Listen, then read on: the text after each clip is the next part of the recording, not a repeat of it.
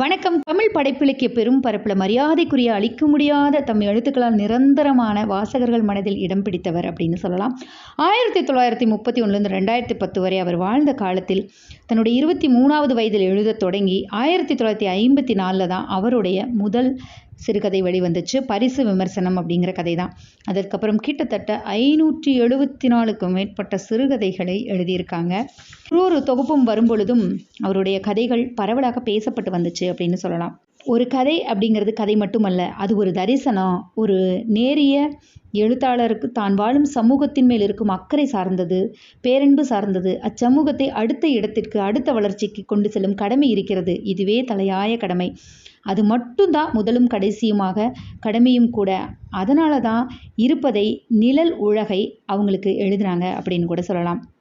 20ஆம் நூற்றாண்டோட நடுப்பகுதியில் எழுத தொடங்கியவர் தான் சூடாமணி அம்மா. அந்த காலத்தில் சவால்களை பல எதிர்கொண்டு அந்த எதிர்கொண்ட விதம் ரொம்ப அழகானது அப்படின்னு சொல்லுவாங்க. பெண்கள் படிப்பதும் படித்து வேலைக்கு செல்வதும் அலுவல் தொடர்பாக பொது இடத்தில் புழங்குவதும் நிறைய ஆண்களை அவங்க சந்திக்க வேண்டி இருந்தது. அந்த மாதிரியான வாழ்க்கை கணிசமான பிரச்சனைகளும் இருந்துச்சு, சமூகத்திற்கு தரவே செஞ்சிச்சு அப்படின்னு சொல்லலாம். அப்படியான வாழ்க்கை முறைகள் மாறும்போது முன்னேற்றமும் காலதாமதமும் குழப்பங்களும் உடனடியாக வந்து சேரும். இது பொதுவான ஒரு சமூக நியதி. இந்த மாதிரியான விஷயங்கள் எல்லாம் கதைகளின் வழியாக கொண்டு வந்தாங்க அப்படின்னு கூட சொல்லலாம். சூடாமணி அம்மையார் அவர்கள் பெண்ணியம் பற்றி சொல்லும்போது ஆணை வெளியேற்றுவதல்ல பெண்ணியம், மாறாக அது ஆணையும் உள்ளடக்கியது மானுட பெண்ணியம் அப்படின்னு சொல்கிறாங்க. இதன் சாரம் வெறுப்பு அல்ல, மேல் கீழ் அல்ல. பெண்ணை அடிமை கொள்கிற ஆண் எப்படி சுதந்திர மனிதனாக இருக்க முடியும்? அடிமை கொள்பவன் அடிமையாகத்தானே இருக்க முடியும் அப்படின்னு சொல்கிறாங்க. தன்னோட கதைகளில் பெரும்பாலும் சொல்ல அல்லாத சொல்லை, சொல்லக்கூடாத சொல்லை அவர் சொன்னதே கிடையாது அப்படின்னு சொல்லலாம். இந்த மாதிரி தொடர்ந்து இன்றைக்கு வரைக்கும் பேசப்பட்டு இருக்கிற எழுத்தாளுமை சூடாமணி அம்மா அவர்கள். இவங்க ஒரே ஒரு அரை ஜன்னலில் அமர்ந்து கொண்டு உலகத்தை, மனநிலையும் அதுவும் குறிப்பாக பெண்களின் மன ஓட்டத்தை உளவியல் ரீதியாக கதைகளின் வழியாக கொண்டு வந்தவர் அப்படின்னு சொல்லலாம். இவருடைய கதைகளில் மிக முக்கியமான கதையாக செந்திரு ஆகிவிட்டார். இதோ செந்திரு ஆகிவிட்டார். அப்பாடா, கிராமத்து காத்து மேலே பட்டாலே ஒரே சுகமாக இருக்குது. அதோட அம்மாவோட சமையல் சேர்ந்துக்கிட்டா சொர்க்கம்தான் இப்படின்னு நினச்சிக்கிட்டு பம்பாயில் இருந்து கிளம்பி வர்றா ஒருத்தி, நித்யா. அவள் கிராமத்தில் ஒரு மாதம் டேரா அடிக்கணும். தன்னோட 3 வயசு இருக்கிற பையனை அம்மாட்டையும் அப்பாட்டையும் சுத்தமாக கொடுத்துடணும். காலையில் சாப்பிடணும், நல்லா தூங்கணும். இப்படி இருக்கிறதுக்காக ஊர்லேருந்து கிளம்பி வந்துட்டா. கிளம்பி வந்த உடனே ஒரு லெட்டர் போட்டு முடிச்சிடலாம். அதுக்கப்புறம் கிளம்புறதுக்கு 3 நாளைக்கு முன்னாடி மட்டும் ஒரு லெட்டர் போட்டுடலாம் கணவனுக்கு. அதுக்கப்புறம் எதுவுமே பண்ணக்கூடாது. சாப்பிடணும், தூங்கணும், அரட்டை அடிக்கணும், ஜாலியாக இருக்கணும் அப்படின்னு நினச்சிக்கிட்டு வர்றான். வந்து சென்னையில் சென்ட்ரலில் இறங்கின உடனேயும் அவங்க அப்பா அவருக்காக காத்திருக்காங்க. அவங்க அப்பா பேர் சொக்கலிங்கம். வந்த உடனே அவங்க அப்பா ஓடி போய் அந்த குட்டி பையனை எடுத்துக்கிட்டு, வாடக்கண்ணா சுரேஷ், என்ன நினப்பு இருக்குதா, உன் பாட்டண்டா நான் அப்படின்னு சொல்லிட்டு அந்த 3 வயசு பையங்கனை அப்படியே எடுத்து கட்டி பிடிச்சி முத்தம் கொடுத்து உச்சுன்னு முத்தம் கொடுத்துட்றாரு. மிட்டாய் டப்பாவை கையில் திணிக்கிறாரு. திமிர முத்தம் கொடுத்த உடனே அந்த பையன் அப்படியே இப்படி நெளிறான். பிரயாணமெல்லாம் சுகமாக இருந்ததா நித்யா அப்படின்னு கேட்குறாரு. கேட்ட உடனேயும் அப்படின்னு சொல்கிறான். உன் வீட்டுக்காரர் எப்படி இருக்கிறாருமா? அவரு வந்திருந்தா ஒரு 10 நாள் இருந்திருந்தா எப்படி இருந்திருக்கும் அப்படின்னு கேட்குறாரு. அப்பா, அவருக்கு லீவு கிடைக்கலப்பா. அதுவும் இல்லாமல் அவர் பொழுது எப்படிமா போகும் கிராமத்தில்? எனக்கு தான் அப்பா அம்மாவோட கொஞ்சிக்கிட்டு இருந்தாலே ஒரு மாதம் ஒரு நிமிஷமாக பறந்து போயிடும். உங்களுக்கும் கூட தான் எப்படிப்பா பட்டிக்காட்டிலலாம் பொழுது போகுது? முதல்ல நீங்கள் சென்னையில் இருந்தீங்க, எதுக்குப்பா அங்கே போனீங்க அப்படின்னு சொல்லி கேட்டுக்கிட்டே பெட்டியை தூக்கிட்டு 2 பேரும் நடந்து வர்றாங்க. அங்கேயும் பொழுது போயிடுதுமா. இங்கேருந்து புஸ்தகங்களை வரவழைச்சிருக்கேன். என்னோட வேலையெல்லாம் முடிச்சுக்கிட்டு புஸ்தகம் படிப்பேன். அங்கெல்லாம் சுலபமாக பொழுது போயிடுது. என்னடா பையில துள்ளுற? தாத்தா தாடியை பார்த்தா உனக்கு பயமாக இருக்குதா? ஊருக்கு போனதும் ஷேவ் பண்ணிடுறேன்டா, கவலைப்படாத அப்படின்னு மறுபடியும் போய் அப்படின்னு ஒரு முத்தம் கொடுக்குறாரு. நாம் எழும்பூரில் ரயில் பிடிச்சி காஞ்சிபுரத்துக்கு போகணும் இல்லைப்பா? அங்கேருந்து கிராமத்துக்கு ரயில் அல்லது பஸ்ஸில் இருக்குதாப்பா? இல்லையாப்பா, மாட்டு வண்டி சவாரி தானா? இப்படி 1000 கேள்வி கேட்குறான். பயப்படாத, பஸ் இருக்குது, அதுக்கெல்லாம் ஏற்பாடு பண்ணிட்டேன். அப்பா எனக்கு அப்படின்னு எழுத்தவொடனே, என்னம்மா? சரி ஆமாம், ஏன் அம்மா வரல அப்படின்னு கேட்குறான்.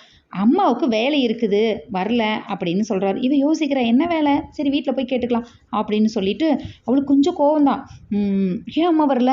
அம்மாவுக்கு என் மேலே பாசம் இல்லையா அப்படின்னு நல்லா நினச்சிக்கிறான். வீட்டில் போய் மாட்டு வண்டி நின்று வீட்டை பார்க்குறான். அப்படியே நல்ல ஒரு சின்ன குடில் மாதிரி, ஒரு ஆசிரமம் மாதிரி இருக்குது. சுற்றியும் காய்கறியெல்லாம் போட்டு வச்சுருக்காங்க. ஐயோ, இந்த காய்கறியை பறித்து அம்மா கையால் சாப்பிட்டோம்னா எப்படி இருக்கும் அப்படின்னு சொல்லி மனசுக்குள்ளே நினச்சிட்டு, அம்மா அம்மா அப்படின்னு கூப்பிட்டுக்கிட்டே உள்ளே போகிறான். அவங்க அம்மாவோட பேர் செந்துரு. செந்துரு அப்படியே வெளியில் வர்றாங்க. வா நித்யா, நல்லா இருக்கியா? அட குட்டி பையலே அப்படின்னு சொல்லி அந்த குட்டி பையனை தூக்கி வச்சுட்டு, அடே அப்பா எவ்வளோ பெரியவனாயிட்டடா கண்ணா, ஜீன்ஸ் எல்லாம் போட்டுக்கிட்டு பலே பலே பார்த்து 2 வருஷம் ஆயிடுச்சுல, நல்லா வளர்ந்துட்டான்.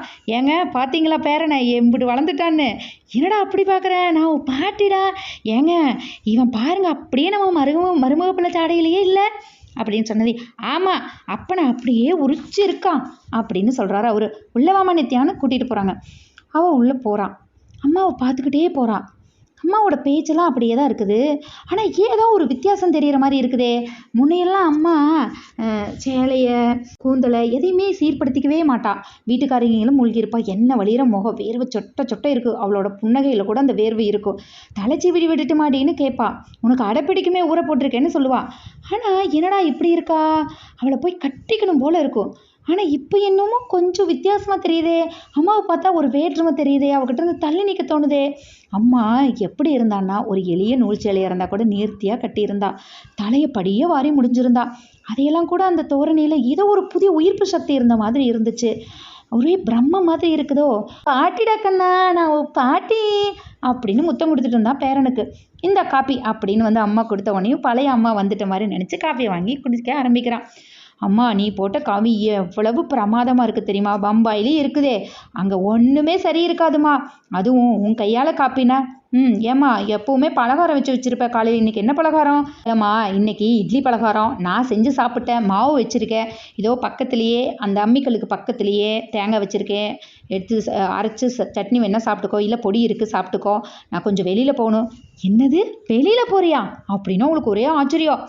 ஆமாம், மன்றத்துக்கு தையல் வகுப்பு எடுக்கணும், நேரமாச்சு, திரும்பி வந்து விவரமாக சொல்கிறேன் எல்லாம் அப்படின்னு சொல்லிட்டு வேகமாக போயிடுறாங்க. என்னப்பா இதெல்லாம் அப்படின்னு கண்ணை விரிச்சுக்கிட்டு கேட்குறான் நித்யா. ஒன்றும் இல்லைம்மா, உன் அம்மா செந்துரு ஆகிட்டா அவ்வளவுதான் அப்படின்னு சொல்கிறாரு. என்னப்பா அப்படின்னா, முந்தியெல்லாம் உங்களுக்கு அம்மாவை மட்டும் இருந்தாங்க இல்லையா, இப்போ அவளுக்கு தனிப்பட்ட முறையில் ஒரு பெரிய பொறுப்பு கிடச்சிருக்கு. என்ன மன்றம் போகிறாங்கப்பா? இங்கே கிராமத்தில் பல மகளிர் மன்றம் இருக்குது. நகரத்தில் லேடிஸ் கிளப் இருக்குதேப்பா, அங்கே கூட அம்மா எங்கேயுமே போனது இல்லையேப்பா. இதெல்லாம் என்னப்பா அம்மாவுக்கு புது பழக்கம் அப்படின்னு கேட்குறாங்க. அவங்க அப்பா அவளை ஒரு வினோதமாக பார்க்குறாங்க. மன்றத்தில் அப்பா அப்படி என்னப்பா செய்கிறாங்க? என்னம்மா இப்படி குளர்ற? இல்லை அம்மாவை இப்படி பார்த்தது எனக்கு என்ன பேசுகிறதுனே தெரியல. சரி, அவங்க என்ன பண்ணுறாங்க அப்படின்னா, முதல்ல வந்து தன்னார்வமாக சில வேலைகள் செய்ய ஆரம்பித்தாங்க. கிராமத்து பெண்களுக்கு நவீன சுகாதார முறைகளை கற்றுக் கொடுத்தாங்க. குழந்தைகளில் இருக்கிற வீடுகளில் உணவு தயாரிக்க போகிறது, ஒரு பண்டிகை பருவம்னா படிப்பற்ற ஜனங்களுக்கு வரவு செலவு கணக்கு எழுதி கொடுக்குறது, திடீர்னு அவசரம்னு யாருக்காவதுன்னா பிரைமரி ஹெல்த் சென்டர் கூட்டிகிட்டு போகிறது, இப்படியெல்லாம் செஞ்சுக்கிட்டு இருந்தாங்க. ஒரு நாள் அந்த தையல் வகுப்பு எடுக்கிற கிளாஸ் பொண்ணு லீவ் போட்டதுனால இவங்க போய் எடுக்க ஆரம்பித்தாங்க. அதுக்கப்புறம் அந்த பொண்ணு வேலையை விட்டு போனதுக்கப்புறம் ஆள் இல்லைன்னு தேடிட்டு இருக்கிறப்போ இவங்களையே போட்டுக்கிட்டாங்க. இப்போ தினமும் தையல் பயிற்சி வேறு பெண்களுக்கு கொடுக்குறாங்க.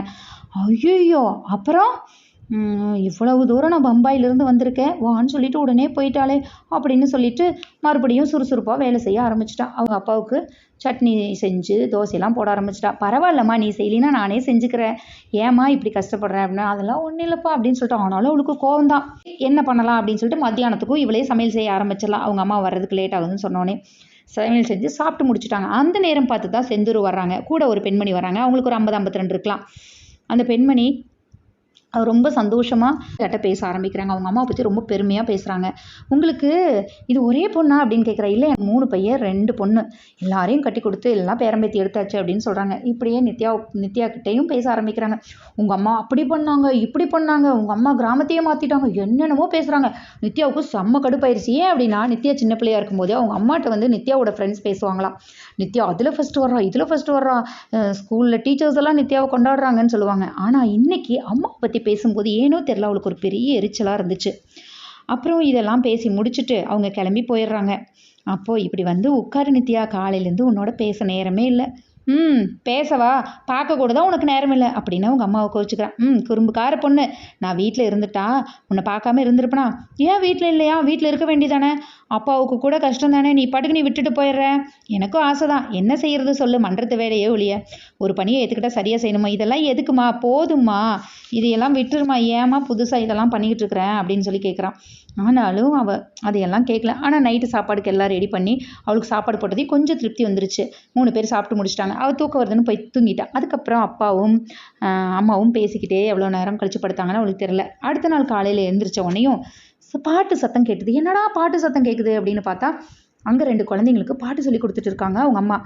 என்னம்மா இது பாட்டெல்லாம் சொல்லி கொடுத்துட்டு இருக்கிறீங்க அப்படின்னு சொல்லி பக்கத்தில் போய் கேட்கலாம் அப்படின்னு சொல்லிட்டு போகும்போது அவங்க அப்பா இரு அவங்க முடிச்சுட்டு வரட்டு அப்படிங்க. என்னப்பா புதுசாக அம்மாவுக்கு பாட்டெல்லாம் தெரியுமா அப்படின்னு கேட்குறாங்க. என்னம்மா நீ, எனக்கே இப்போ தான் தெரியும் அவளுக்குள்ளே இருக்கிற திறமை. இத்தனை நாளாக உங்களை வளர்த்துக்கிட்டு உங்களுக்காக வேலை செஞ்சே போயிட்டான். அவகிட்ட இருக்கிற திறமை அவளுக்கே தெரியாமல் போச்சு. கொஞ்சம் நாளைக்கு முன்னாடி பக்கத்து வீட்டில் இருக்கிற பிள்ளைங்க பாட்டு சொல்லி கொடுக்கணும்னு கேட்டுது. அப்போ தான் பாட்டு தனக்கு தெரியுங்கிறதே அவளுக்கு தெரியுது. சின்ன வயசில் கற்றுருக்கா போல இருக்கு. அதெல்லாம் மறந்து போச்சு. அப்புறம் டவுன்லேருந்து பூக்கெல்லாம் வர வச்சு அதை பாடி அப்புறம் பாட்டு கற்றுக்கிட்டா. இப்போது கிராமத்தில் இவளுக்கு ஒரு பெரிய பேரே இருக்குது. எல்லா பெண்களும் இவன் மேலே ஒரு பெரிய மதிப்பே வச்சுருக்காங்க அப்படின்னு சொல்கிறாங்க. என்னது இப்படி பண்ணுறாங்க, நீயும் வேற இதை ஏற்றுக்கிட்டு இருக்கிறீங்களேப்பா அப்படின்னு சொன்னால், ஏன் என்னாச்சு? செய்யக்கூடாதா? இத்தனை நாளாக உங்களுக்காக செஞ்சாங்க, இனி அவளுக்கு பிடிச்சதை செஞ்சுட்டு போகட்டுமே. பெண்களுக்கு பெண்களே எதிரின்னு சொல்லுவாங்க. அது உன் விஷயத்தில் சரியாக போச்சே. ஏமா உங்கள் அம்மாவை பார்த்து நீ இப்படி நினைக்கிற? எதுக்கு தேவையில்லாமப்பா வீட்டில் வேலையை பார்த்துட்டு இருக்கலாம்ல? இல்லை, அவளுக்கு பிடிச்சதை அவள் செய்யிட்டு, அதில் எனக்கு எந்த பிரச்சனையும் கிடையாது. ரொம்ப சந்தோஷமாக இருக்கிறான். அப்பா நான் இங்கே இருக்கிற வரைக்குமாவது அம்மாவே கம்முன்னு இருக்கலாம்ல அப்படிங்கும்போது அவங்க அம்மா வந்துடுறாங்க.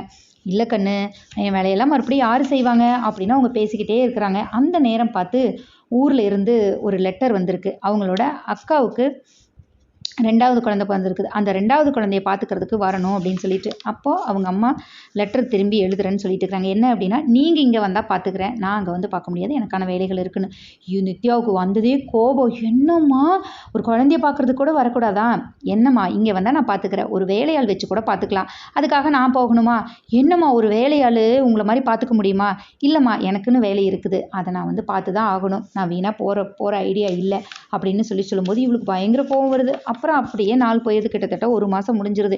இப்படியெல்லாம் இருந்த அம்மா இப்படியெல்லாம் மாறிட்டாங்களேன்னு சொல்லிட்டு அவன் மனசு அப்போ கூட ஏற்றுக்கல. அவள் கிளம்பி போகிறான். கிளம்பி போகும்போது ட்ரெயின் ஏற்றி விடுறதுக்காக அவங்க அம்மா வர்றாங்க. ட்ரெயின் ஏற்றி விடுறதுக்காக வரும்போது அவங்க நிறைய பேசிக்கிட்டே வர்றா. கடைசியில் ஓரத்தில் கோவத்தோடு தான் கிளம்பி போகிறான். கிளம்பி போய் ட்ரெயின்லலாம் ஏறி உட்காந்த உடனேயும் எப்பவுமே ஒன்று பேசிக்கிட்டே வருவா. இதை எடுத்தியா அதை எடுத்தியா அப்படின்னு சொல்லிட்டு. அன்றைக்கி அப்படி தான் நித்யா ஒன்று சொல்ல மறந்துட்டேன் அப்படின்னு சொல்கிற. ட்ரெயின் மூவ் ஆகிட்டே இருக்குது. என்னம்மா அப்படிங்கும்போது, ஞாபகமாக ஃப்ளாஸ்கில் பால் வச்சுருக்கேன், பையனுக்கு ஊற்றி கொடுத்துரு, அந்த டப்பாவில் உனக்கு ஸ்நாக்ஸ் வச்சுருக்கேன், அதை எடுத்து கொடுத்துரு, அப்படி ஏதாவது சொல்லுவாங்க அப்படின்னு நினச்சிட்டு தன் மேலே இருக்கிற அன்பு, தன் பையன் மேலே இருக்கிற அன்பு பாசம் எல்லாத்தையும் கொட்டுவாங்கன்னு நினச்சிட்டு சொல்லுமா அப்படின்னு சொல்கிறா. பம்பாயில் நிறைய பெண்கள் பத்திரிக்கைலாம் இருக்காமே, இதனாலும் புதுசாக எம்ப்ராய்டிங் டிசைன் போட்டிருந்தா கத்திரிச்சு எனக்கு அனுப்புமா அப்படின்னு ஓடிக்கிட்டே இறக்க கூவிக்கிட்டே சத்தம் போட்டு சொல்லிக்கிட்டே வந்தாங்க செந்திரு. இதோட கதை முடிஞ்சுது. இந்த கதை என்னோடய வாழ்க்கையில் மிகப்பெரிய மாற்றத்தை ஏற்படுத்திய கதை அப்படின்னு சொல்லலாம். ஆமாம், என்னோடய அம்மாவும் ஏதோ ஒரு வேலையை அவங்க சுயமாக சம்பாரித்து செஞ்சுக்கிட்டே இருப்பாங்க. இன்னுமே திருமணம் முடிஞ்சு என்னோடய குழந்தைகளை அம்மா பார்க்குறத விட என்ன வேலை அப்படின்னு சொல்லி நினச்சிக்கிட்டு இருந்த காலம் இருந்துச்சு. உண்மையாகவே இந்த கதையை படித்ததுக்கப்புறம் இப்போ நாங்கள் சொல்கிறதே இல்லை. எனக்கு ஏதாவது ஒரு வேலைனா என் பையனை கொண்டு போய் அங்கே விட்டுருவனே தவிர எங்கள் அம்மாவை இங்கே பெரும்பாலும் வர வைக்கிறது இல்லை. பொருட்படுத்தாமல் அவ்வளோ அலக்களிக்கிறோம் அப்படின்னு நினைக்காம பண்ணிட்டு இருந்தானே. இந்த கதையை படித்ததுக்கப்புறம் அவங்க அம்மா சொன்ன மாதிரி தான், ஏதாவதுன்னா எங்கிட்ட கொண்டு வந்து விடுங்க, நான் பார்த்துக்கிறேங்கிற மாதிரி. இந்த கதையை படித்ததுக்கப்புறம் அம்மா அப்படி சொல்லினாலும் நாங்கள் கொண்டு போய் அம்மா கிட்ட விட்டுறோமே தவிர, அதுக்கப்புறம் அம்மாவுக்கான ஒரு உலகம் இருக்குது, அவங்களுக்கான ஒரு சுயமரியாதை இருக்குது, அவங்களுக்கான ஒரு எக்கனாமிக்கல் ஃப்ரீடம்னு ஒன்று இருக்குது, அவங்க சம்பாதிக்கிறாங்க, இது வரைக்கும் சம்பாரிச்சிருந்தவங்க நம்மளுக்காக ஏன் விடணும் அப்படிங்கிற மாதிரி ஒரு சூழல் நானாக என்னை மாற்றிக்கிட்டேன் அப்படின்னு சொல்லலாம். இன்றைக்கி அவ்வளோ புரிஞ்சுக்கிட்டேன் அப்படின்னா அதுக்கு இந்த கதை தான் காரணம். ஏன் சொல்கிறேன் அப்படின்னா, வெறுமனே கதைகள் மட்டுமல்ல, இந்த சமூகம் சார்ந்த நம்மளுடைய வாழ்க்கை மதிப்பீடுகள் இதையெல்லாம் உள்ளே வச்சு தான் சொல்லியிருக்கு அப்படிங்கிறது மிக முக்கியமான ஒன்று, கவனிக்கப்பட வேண்டிய ஒன்று. வெறுமனே கதைகள் புத்தகங்கள் வாசிக்கிறது அப்படிங்கிறது சாதாரணம் கிடையாது. அது நம்மளுடைய வாழ்க்கையை மாற்றி போடும் அப்படிங்கிறது இந்த கதையும் எனக்கு கொஞ்ச நாளைக்கு முன்னாடி நான் படித்த நுகத்தடியும் சொல்லுவேன். என்றைக்குமே சொல்லுவேன், நுகத்தடியும் இந்த கதையும் என்னை நிறைய மாற்றிருக்கு, எங்கள் அம்மா மேலே ஒரு பெரும் மதிப்பை கொடுத்துருக்கு அப்படின்னு நான் என்றைக்குமே சொல்லுவேன். ஸோ அந்த வகையில் சூடாமணி அவர்களுடைய கதைகள் ஒவ்வொன்றும் வாசிக்க தகுந்த, சொல்ல தகுந்த கதைகளாகவும் அத்தனை விஷயங்களை, அத்தனை உளவியலை உள்ளடக்கிய கதைகளாகவும் இருக்கும். கதைகள் வாசியுங்கள், புத்தகங்கள் வாசியுங்கள். நம்மை உயிர்ப்போடு வைத்திருக்க, நம்முடைய வாழ்க்கையை வாழ்கிறதுக்கு புத்தக வாசிப்பு, கதை வாசிப்பு ரொம்ப முக்கியம் அப்படின்னு நினைக்கிறேன். திரும்பவும் அடுத்த கதையோட வர. நன்றி.